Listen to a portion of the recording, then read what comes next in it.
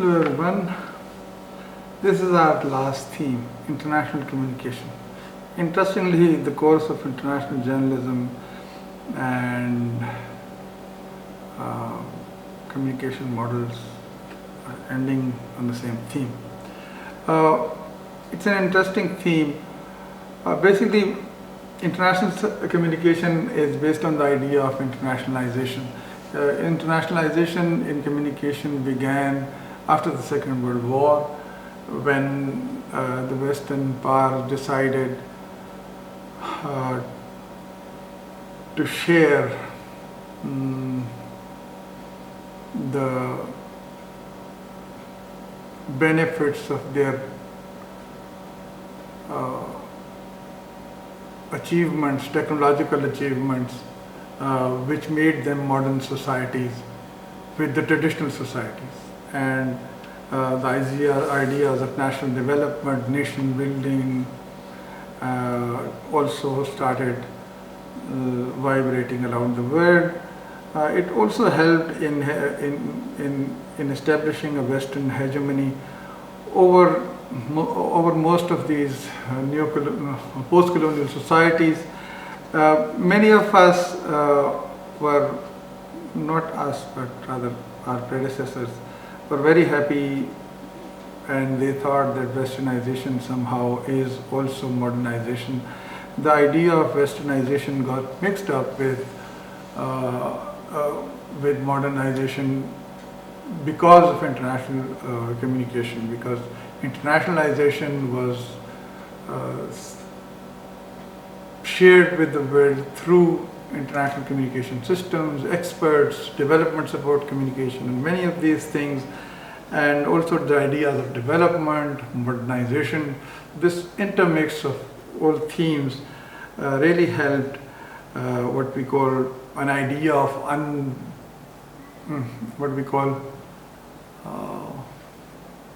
unequal freedom of information and international communication. Like the countries in the north, as they call, they dictated the terms, they decided what is the right information and what is the right way to use it and what is the right way to produce it, and all these things ended up in the idea of national development through the mass media didn't work out very well. A lot of money went into that, but it did sell a lot of Western products in the developing world and made their dependency even more intense than during their colonial days, but because now they had to pay for everything that they were buying, and there are loans and everything, and the IMFs and agricultural development banks and everybody. And but with the passage of time, there was also a realization within the Western world that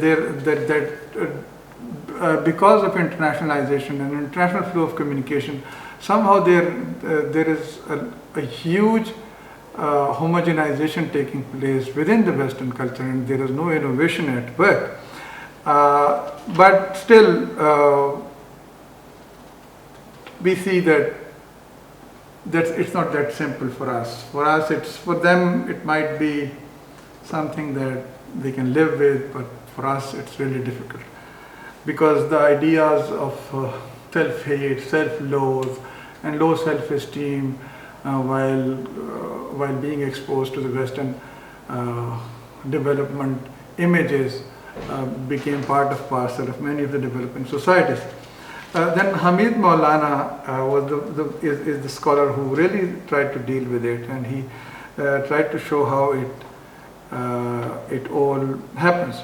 Hamid Maulana's the next step, 9.2, is international flow of information. So Maulana says that within, and Maulana is no Maulana, by the way, so many people revere him because they think that he is a bearded guy and issuing fatwas. That's not true. He's an Iranian-born scholar of international communication, big name, but please don't homogenize him. I've seen people doing that, so that's why there is this warning word. So the model is here. We can see the model, but it's really interesting. what Hamid Maulana says is that there is a production stage and there is a distribution stage in international flow of information. And then there is communication hardware and communication software. These are the four important elements to be kept in mind. And he also says that there is a flow of information from one country to the other. The relationship between the North and South is based on the North telling the South what to do. And in our own history, we can see like President Donald Trump decided to call Pakistan a bad state. And this was his New Year gift to Pakistan. Nobody challenged him. He can do that. Like George Bush, when he, after 9/11, said about the Pakistani president, General Musharraf, that the man knows what he has to do. But you are with us or against us. So we see that there is this relationship, which means that news in international in the international flow of information are basically made, and their audience is basically the people who live in the proverbial North, in the developed world. Like, you can't say anything that offends them, but their leadership or their communicators can say anything about your leaders, your religion, whatever. Religion is becoming increasingly difficult. Like one Western journalist called General Musharraf our own SOB. And when somebody asked, why did you do that? He said, we used to call our guys in Latin America and South America SOBs, our own SOBs. I just borrowed the term. How could you say that? But he did that with impunity. So here is how Maulana describes this flow of information. Maulana says that we have production stages where information is produced. Now, the information production countries also have a monopoly of information hardware, meaning studios, technology, and all the possible mechanical and economical, financial prerequisites. Information software is what they call the production software are scripts and stories and photos and pictures, and all these are the product out of the process. And most importantly, it's how to tell the story. Like the norms of journalism are decided by them. You can't tell a story in a different way. It should be that way. Like they will ask you, if you just move away from that style, they'll say this is not a story. It's not news. It's not an information package. And then we see that Maulana also says that what are the distribution softwares and hardware? Distribution softwares are basically publicity, branding, and also the whole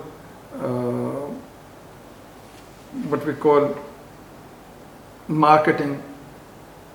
So because Western news and Western information content is marketed in the global market as the content, like this is how you have to do it, and that's basically the distribution software. The distribution hardware are naturally the power that they have over others, and the most important thing to understand that this whole process is not simply restricted to production and distribution, but rather the process through which this whole information is made, which is made for a Western client, like their emotions, their sensitivities are always taken into account, and not ours, basically. Like they have the right to criticize their own people. We can't do that, but they have the right to say anything to us and then leave with impunity. The media will just play it on and on. They will never say. Like the New Zealand Prime Minister decided not to name the guy who was involved in the shooting, and her act of uh, moral courage was lauded across the globe. But many people said, why isn't she saying that? Because Osama bin Laden, Khalid Sheikh Mohammed, and many of the other people were named. There are many people who were named and their families were destroyed and everything, but nobody cared about them. Like, it doesn't lessen their crime, but not naming a person who's a culprit because that guy is white is wrong. But we see that since it's a Western woman, she went away with it. Imagine if we don't do that. It will be seen differently. Now, the Maulana's last point is how to deal with this imbalance. It's not easy, basically. It was not easy in the 80s. It's still difficult because the hegemony of the Western nations over information software and hardware is there. Unless and until we can find that balance, it's not possible. And the last one is basically the international news flow. We always, as I said, that news producing countries are the ones who are in the West. So they produce the news and they decide what is news, and they decide the importance and not importance of any news.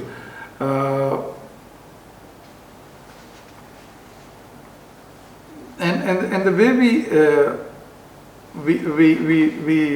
use that information affects our internal news gathering and producing mechanisms.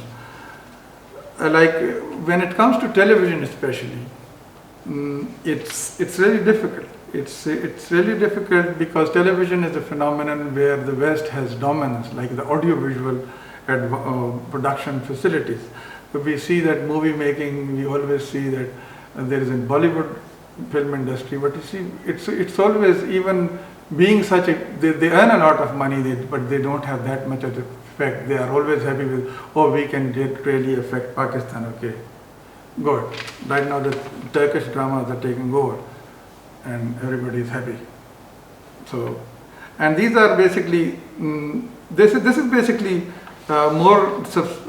this is what we call that you become more and more subservient to external content. Now the content is somehow defined in three different ways,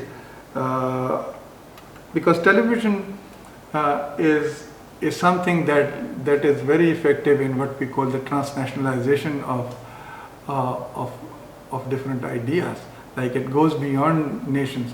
But there are three ways that television content is intended. Like, the first one is a politician in one country speaks to a politician in another country, like President Bush, like Donald Trump, or anybody else, or a US senator wakes up in the morning and says, let's say something about Pakistan. Tell them we will just cut off your aid. So he does that. Like, this is, and then this is bilateral, like it's most of the time within the Western countries.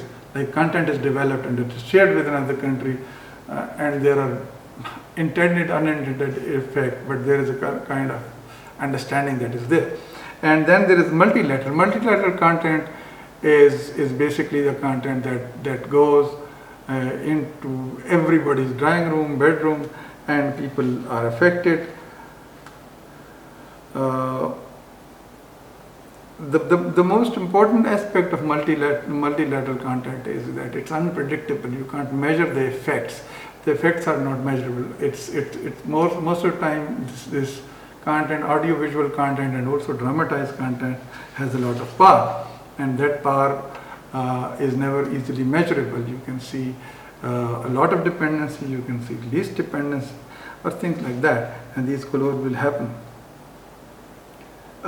So what happens, and then there is one other thing, that some content is created for a certain audience, for a certain country, and then that content is adapted. The themes are adapted, or the whole, like the dubbing goes on, and like the Turkish drama right now, it's in Urdu and it's in PTV, and so its influence is on the rise. And so these are kind of not directly when you are producing that content, you didn't think about it, but now there is that effect. So it's a complex phenomenon of international communication structures. The most important thing is that the world is changing somehow, like the Turkish drama that we are talking about a lot. Like Pakistan is a big country, like the sixth biggest or the fifth biggest country in the world. So if a whole country of 220 million people is being affected by a single drama product which is not coming from the dominant West, it means that things are changing. Now how much we will be able to shed this dependency, we don't know yet, but we are living in an increasingly changing world, but we still don't know where we are going to reach and end up. Thank you.